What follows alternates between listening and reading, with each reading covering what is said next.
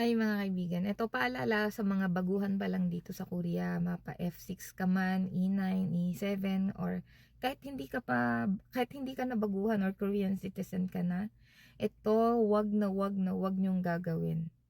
Number 1, ipahiram ang inyong ID sa ibang tao para maging guarantor kayo sa pag-loan.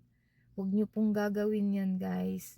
Marami po akong naririnig na ganyan. Marami po akong kakilala. Ganun po yung ginawa. Hiniram kasi nga po, kailangan ng cash. Ganito, ganyan. Nanghiram po sa kaibigan or sa kakilala na kiusap na pahiram ng card or samahan siya na mag-loan gamit yung pangalan mismo nung may ID na yon. Yan.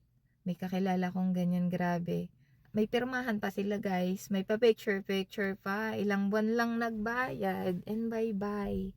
Alam niyo yun, kahit kaibigan niyo yan, pagdating po sa pera, ay naku, huwag kayong magtitiwala. Kasi kayo po yung mapapahamak. Just imagine, guys, yung mga nasa Korea, halos pare-pareho lang naman ng sweldo, hindi naman mga nagkakalayo. Imagine niyo yun. Sabihin na natin, mangungutang niya ng 10 million. Usually dito sa Korea kasi, pag pinakamababa, kung sa Kakao Bank kayo, sabihin na natin Kakao Bank, no? Nasa 8% po yung 8%. Basta nagre-range po yung loan to 8% to 19 or 18% po yung interest niyan. So, imagine niyo po, hihiram po yan ng hihiram po yan sa inyo ng ng 10 million. Magkano po ang 18% ng 10 million, 'di ba? 1 magkano? Beckmanon 1.8. Oh, 'di ba? 1.8 million. Imaginein mo po 'yon. Tapos sabihin na lang natin na bayaran niya ng 10 months ang promise niya. 'Di ba, guys? Magkano po yung inyong babayaran? Hindi nyo po kakayanin.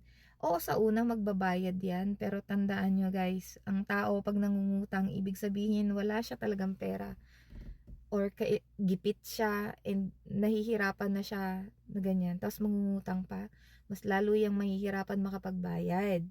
Kaya wag nyong gagawin yun, magpahiram ng ID or maging guarantor sa paglo-loan. Number 2, kung kayo po ay may credit card, usually kasi kahit E9 may credit card na po yan, E7, F6, mga Korean citizen na. Meron po kayong, may kaibigan po kayo, kahit kaibigan nyo pa po yan.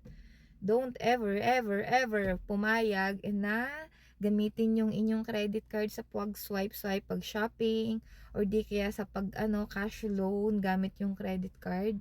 Same din po yan. Nanghihiram yan kasi wala na siyang magawang paraan.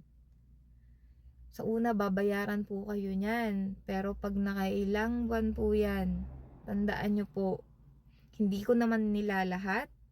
Karamihan po tumatakas na sa obligasyon.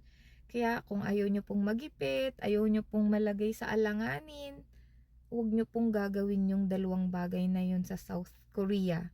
Or kahit hindi sa South Korea, kahit sa ibang bansa, huwag nyo pong gagawin yun sa inyong mga kaibigan na magpapahiram. Kahit pa nga kapatid nyo yan eh. Kahit kamag-anak nyo yan, huwag nyo pong gagawin yun.